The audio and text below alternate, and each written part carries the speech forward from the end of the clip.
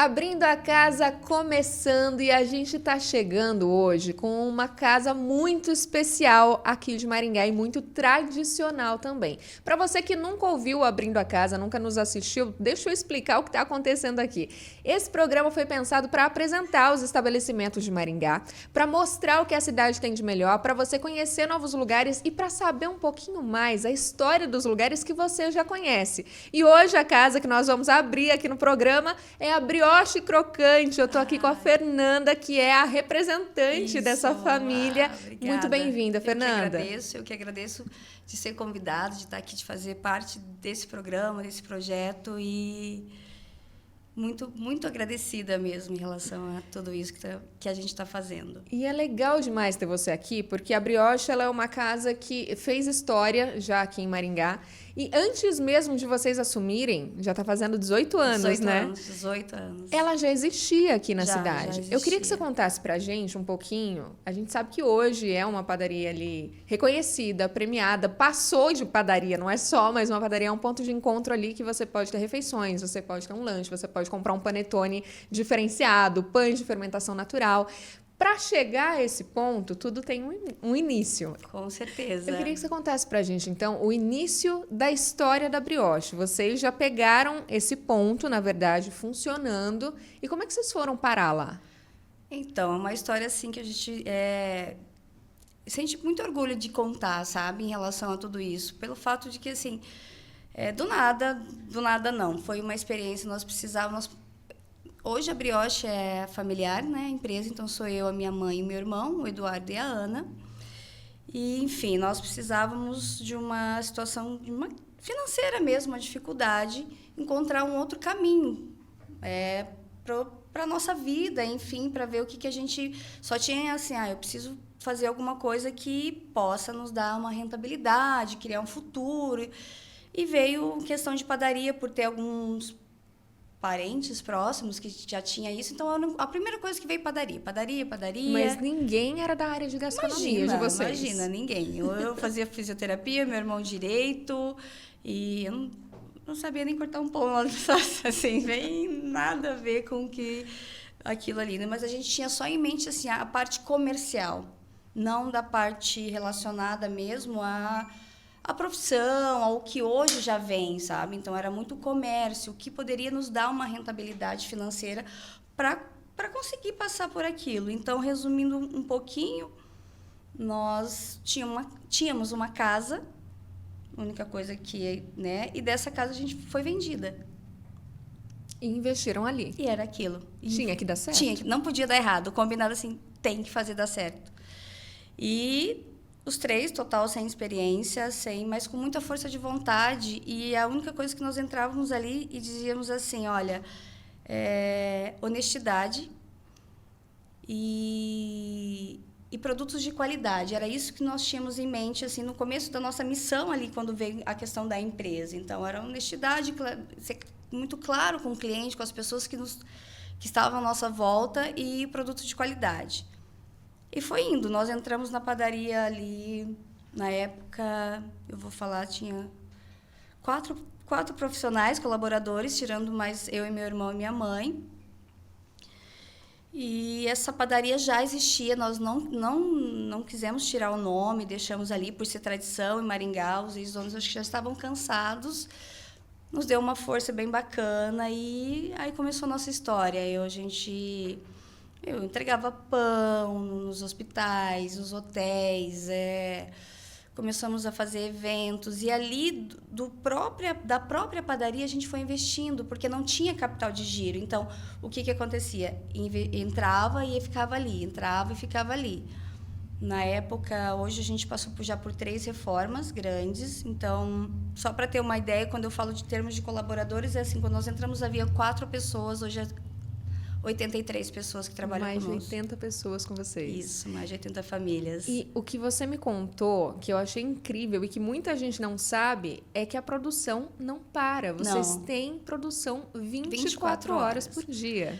As pessoas ainda têm essa parte assim, a padaria, é congelado, é pré-mistura. Então, nós fugimos meio que na contramão de tudo isso da parte de industrialização, porque teve uns 10 anos atrás, não é bem breve, que o auge, eles falavam assim dentro da panificação, faz pré-mistura, porque vinha toda a parte assim, tudo... Qual caixinha de bolo? Então, era mais ou menos... E a gente foi meio que na contramão, especializando, treinando as pessoas e trazendo a busca do artesanal. Então, a produção precisava, assim, de pessoas, precisa de pessoas para que isso possa acontecer. Então, é 24 horas. Entra ali, tem 4 turnos, eu tenho um pessoal que entra às 8 da noite, aqui às 20 horas, sai 3h30, outro entre 3h30 da manhã, e, consequentemente, vai indo fora os setores. Então, eu tenho confeitaria hoje, daí tem 4 confeiteiros, aí a parte de salgados, que é distribuída ali, nós temos mais 5, 3 cozinheiros, aí a gente desce para outra padaria, são 3 no período da noite, 5 na tarde, mais o outro intercalado, mais 3, e assim vai. Muita gente envolvida no processo. Muito e para você conseguir atingir essa missão que vocês tinham no início, de oferecer produtos diferenciados, de qualidade e na contramão, vocês tiveram realmente que buscar uma especialização, né? Você estava me dizendo que você não era da área. E aí você foi fazer gastronomia, foi mergulhar no universo, não só da gastronomia, mas mais a fundo nos pães. Nos pães. Como então, é que você assim, foi parar aí? Por que te chamou tanta atenção esse preparo? Eu sou uma pessoa que, assim, eu gosto muito da parte... eu preciso compreender para depois fazer. Eu não consigo... Não, Fernando, mas como é? Eu preciso compreender como que está acontecendo. E fui me envolvendo ali, aprendendo com... A gente chama padeiro raiz mesmo. Só que tudo é muito rápido e a gente precisa de informação, não é o achar. Então, um estudo trouxe para mim, e hoje para a minha empresa, a especialização, e a gente não para. Essa parte mesmo de compreensão, de entender o que acontece. Então, assim, as pessoas acham é muito fácil. Não, vou resumindo um pouquinho ali. Dentro do meu trabalho, eu tenho a questão do... Então, eu fiz a gastronomia, eu tenho especializações em food design, fui estudar França Panificação, São Francisco, então foi indo, e aí eu fui me apaixonando mais. Faz 8 anos que nós somos assim pioneiros de fermentação natural aqui em Maringá. E quando eu encontrei isso, que precisava cuidar de um fermento, precisava entender o processo, aí meu olho brilhou mesmo, assim, eu falei, meu Deus, é isso. E aí a gente traz para as pessoas que estão conosco, todos os colaboradores, as pessoas que estão ali. E a especialização, assim, não é só para mim hoje. Hoje, ou sempre foram para os nossos colaboradores. Está sendo e sempre vai ser dentro da minha profissão ali. Porque eu sozinha não faço tudo aquilo. E as pessoas que realmente participam ou querem estar ali conosco dentro da empresa... Todo o treinamento é para eles. Eles têm mais, assim, às vezes eles já tiveram cursos e acessos, coisas que eu não tive. Então, vou dar um exemplo pelo fato, assim, um treinamento que veio o confeiteiro da França, era 10 do Brasil. Tinha um confeiteiro meu lá.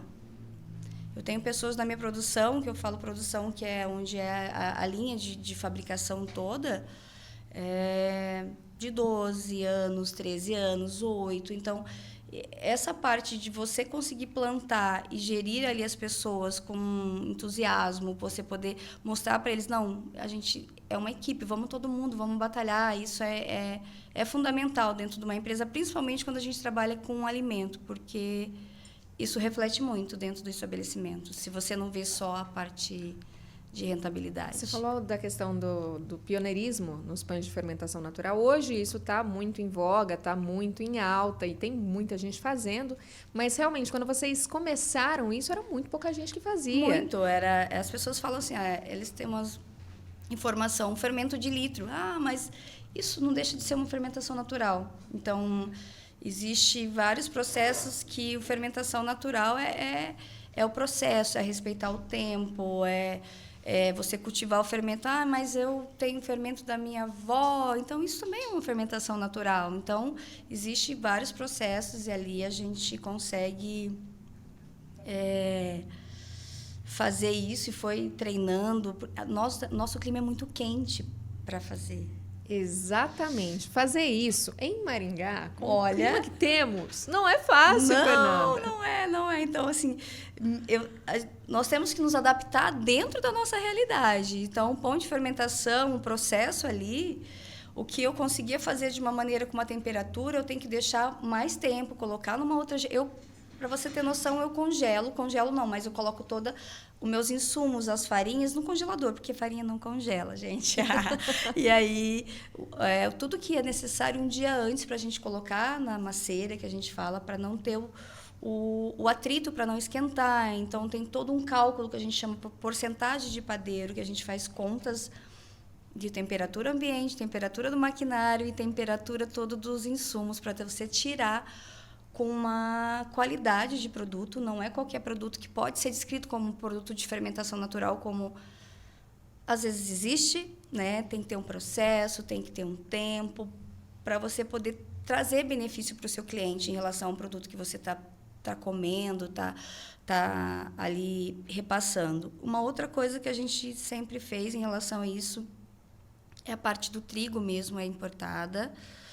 O fato que, assim, não é que... mas claro que eu gostaria muito de estar dentro do Brasil, trazer, usar. Tem algumas moageiras que a gente fala que está implantando, está mudando essa parte, só que existem as características que ainda eu não consigo entregar um produto pelo nosso clima mesmo, sabe? Hoje vocês trazem da onde? Da França e da Itália. Então, isso é da França e da Itália. Tem uma importadora aqui em São Paulo, e que eu faço isso, a gente traz todos os trigos e a parte da manteiga também, assim, para poder fazer o croissant, para fazer os processos a gente chama de viennoiserie, que são produtos mais amanteigados dentro da parte de francesa. Então, a gente importa para poder trazer qualidade. A qualidade do produto influencia diretamente no produto que você vai apresentar, né? O que você usa de insumo vai resultar no gosto ali que a pessoa vai sentir depois. E a gente sabe, né? Provando croissants pela cidade, você come o da brioche e é diferente. Você sabe que tem alguma coisa diferente. A gente só não sabia o quê. Como que chegava nesse resultado. Isso aí, para ficar assim, só para vocês terem noção, são 2 dias. A gente faz uma pré-massa, que a gente fala, tem uma temperatura ok, refrigerado. Depois, no outro dia, a gente faz a laminação. Eu tenho uma máquina que a gente chama de laminadora, que eu acho que aqui não tem mesmo, é só a nossa empresa, que faz todo o processo para não ser manual, para não cansar. Depois vai para o ultracongelador, para depois tirar, crescer e assar e entregar. Então, são processos que realmente as pessoas não têm noção muito, né? Então, falta informação, talvez. Não é tão corrido. Não é tudo igual, né? Croissant não é tudo igual, doce não é tudo igual. Não, por favor, não fala isso. Né? Então, a gente tem que entender o que a gente está comendo para poder valorizar também esses processos todos e o investimento que é feito. Porque para chegar nisso, você teve o seu investimento próprio, na tua formação, nas suas especializações, nos produtos que você traz para poder oferecer pães diferenciados, doces diferenciados para quem vai ali consumir, né? E tem alguns carro-chefes, né? O croissant é um grande diferencial de vocês, isso eu sei. A gente está aqui com o próprio brioche crocante também. Isso, esse brioche crocante, na verdade, quando nós compramos a panificadora, veio com a receita. Isso é segredo. Então, e ele foi reformulando, nós fomos modificando assim o tamanho, porque na época, então, quando passou ali a panificadora para a gente, e eu perguntei, mas por que o brioche crocante? Daí ela veio falar para mim, tem a receita que veio, né, todo o segredo que a gente brinca e tal, mas... E ali hoje a gente foi assim, claro, foi melhorando, foi modificando, assim, fazendo uma releitura mais atual, com outros tipos de produto, mas são as características do brioche crocante. Por que o crocante? Porque as pontinhas dele, hoje, ele ficava mais crocante. Então, é um pão, o brioche crocante mais amanteigado. Depois a gente tem uma calda, então é um processo diferenciado que não existe. Realmente existe o pão brioche. Então, o pão brioche existe diversos formatos. Então, vendene, brioche de hambúrguer. Então, é um pão brioche no mundo todo você vai encontrar. Mas o brioche crocante não, é só aqui em Maringá. Só na casa dele. Só, não tem outro lugar. E aí a gente estava falando sobre esses diferenciais e tudo que a gente faz e faz com gosto, como você estava contando para a gente, esse desenvolvimento todo do negócio, acaba rendendo frutos. A gente está ali com alguns troféus, alguns dos prêmios que vocês já receberam. Eu queria saber de você, né? Como é que foi começar a receber esse reconhecimento? Hoje você é tida como referência na área de panificação no Brasil. A gente não está falando localmente, a gente está falando nacionalmente. E esses prêmios também agregam muito, porque é o setor reconhecendo que vocês estão fazendo algo diferenciado mesmo, né? Isso pra gente, eu sempre brincava assim, olha, a premiação em si, ela vem para nos orientar que a gente está no caminho certo, né? E eu nunca vou me esquecer quando me ligaram, porque assim, era ligação ainda, 2011, e eu falei, que é da Padaria 2000, que é uma revista em São Paulo, que tem essa parte, hoje a gente tem 2 premiações, que eu vou explicar ali dentro do nível nacional. É assim, eu falei, não, calma, não. E aí eu fui, enfim, a gente foi começando a entender isso e é muito gratificante porque, assim, poxa, é o caminho, é um prêmio reconhecido nacionalmente dentro da panificação.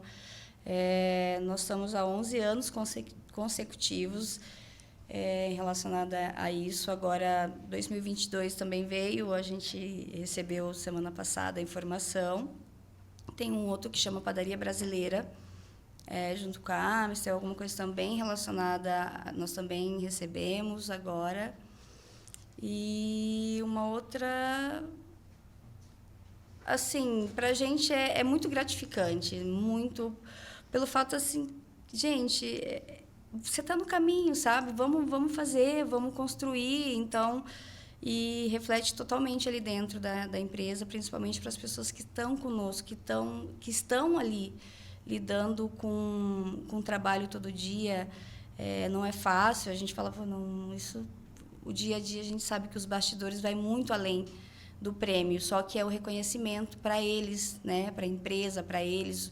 Hoje eu falo assim, a nível de Maringá, e dentro dessa revista ali, já faz uns 2 anos, 3 anos, a gente eu escrevo artigos, eu crio receitas, e fora o prêmio que tem de padaria, tem o Gran Chef, que a gente fala, que acho que é assim, como que é esse prêmio?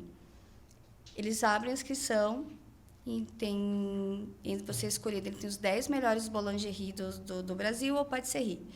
E ali você é selecionado pelo corpo de jurado, você escreve a sua receita, manda foto, tem todo... Depois de um mês vem a resposta que você foi escolhido ou não e tal. E aí depois você vai para São Paulo e faz tudo aquilo ao vivo durante um certo tempo e depois tem toda a avaliação dos jurados, que são chefes internacionais, são chefes que estudam, viajam o mundo, referência para a gente no mundo da panificação. Nomes, né? Assim. Então, quando você se vê lá, no lugar daquele, fala, olha só. Olha onde eu tô, né? Então, é muito importante. E a parte, principalmente, eu vou falar assim, relacionada à padaria, você não vê quase mulheres. Então, você vê o quê? Padeiro homem, né? Eu no concurso mesmo, tinha a Suzy, e do outro ano que eu participei, a única mulher sou eu, né, no caso ali. Então, isso para mim também faz um grande diferencial. A gente vê que, apesar da cozinha ser visto ainda, né, como um lugar muito feminino, a cozinha industrial, a cozinha de restaurantes, por muito tempo foi um lugar muito masculino. A gente está vendo agora algumas chefes despontando. E como você colocou na panificação, é um reflexo. Isso também acontecia. A gente associa sempre com a figura do padeiro, não da padeira. A padeira, na verdade, hoje, ela começou a dar assim, São Paulo padeira, e é o fato que com a panificação artesanal, porque antes não existia dentro da panificação que a gente diz industrial ali, esse do dia a dia, não tinha. Então, o máximo era uma auxiliar, eu quero ser confeiteira, tanto que as meninas que falam vamos fazer, quem quer, vamos. E aí, como veio a parte artesanal, você vê nos grandes centros muito referências de padeiras mesmo, de chefes ali. Esse resgate ao artesanal trouxe isso, trouxe as mulheres, trouxe aquela coisa assim de entender, de pôr a mão na massa, de fazer uma coisa suave, com calma. Então veio resgatando a figura mesmo feminina dentro da panificação. E é muito importante, né? Então, Essa representatividade, muito, né? muito, É incrível muito ver que está incrível. crescendo. A gente falou muito sobre pães, Aham. mas o cardápio da brioche é muito amplo, é muito vasto e é delicioso. Eu sou fã, eu vou para tomar café da Que manhã, bom. eu vou para almoçar, eu vou para tomar café da tarde, assim, são vários momentos, além daqueles que a gente leva para casa. Mas os doces são também uma forma ali que a gente vê, você falou sobre os cuidados, né? E sobre a questão estética também. Esses cuidados a gente vê muito claramente nos doces da vitrine que vocês têm ali. E os ingredientes também são diferenciados, né? Como é que é para você também estar de olho nessa parte da produção ali, da parte de confeitaria, né? Independente da especialização, então são coisas que da confeitaria passa por mim também ali, dentro do meu conhecimento, algumas coisas que a gente traz para eles, né, para os confeiteiros.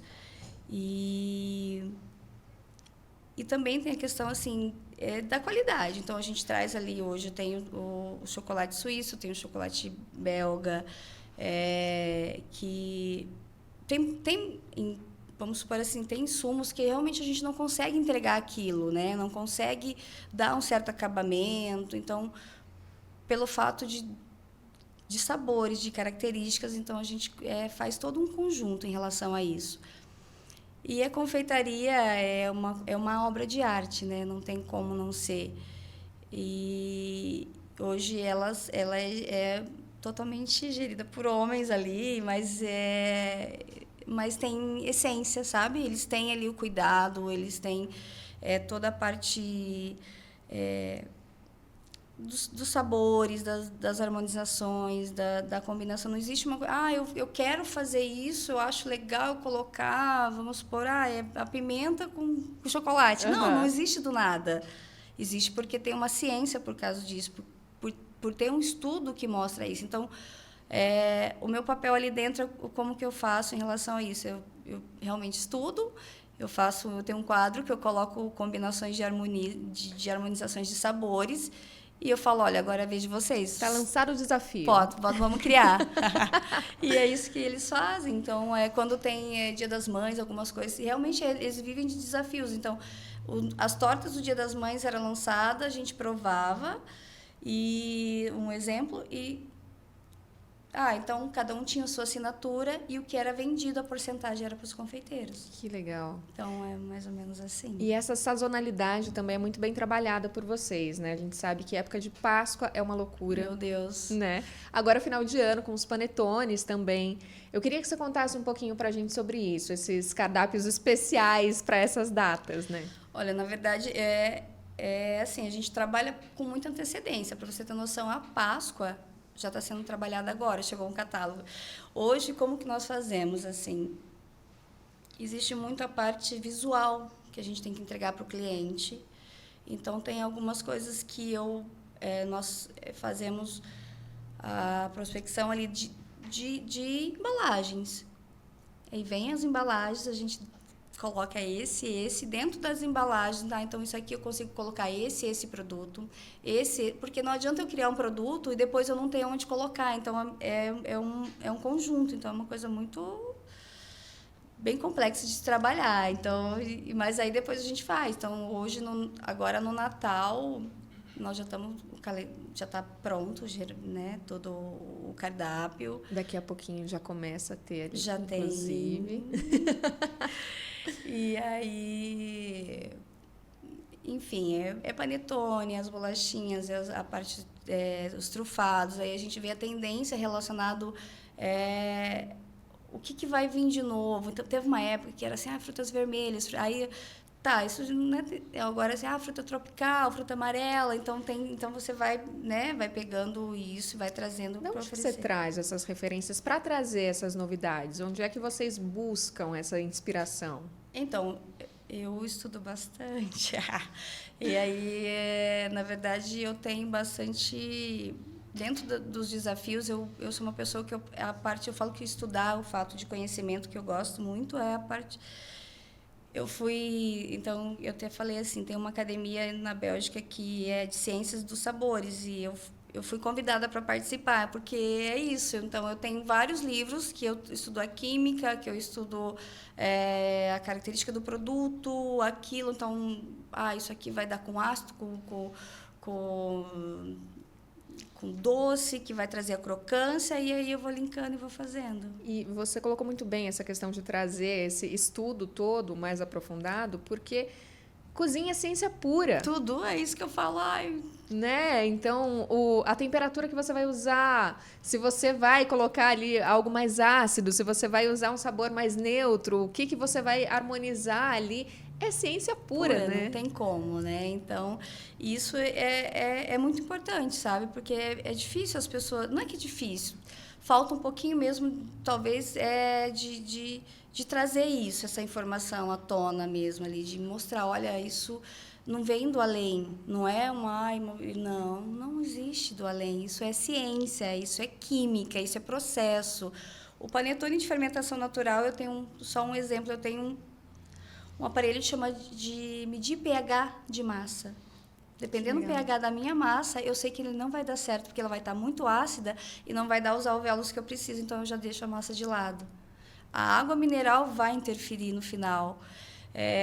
A temperatura, a mesma coisa.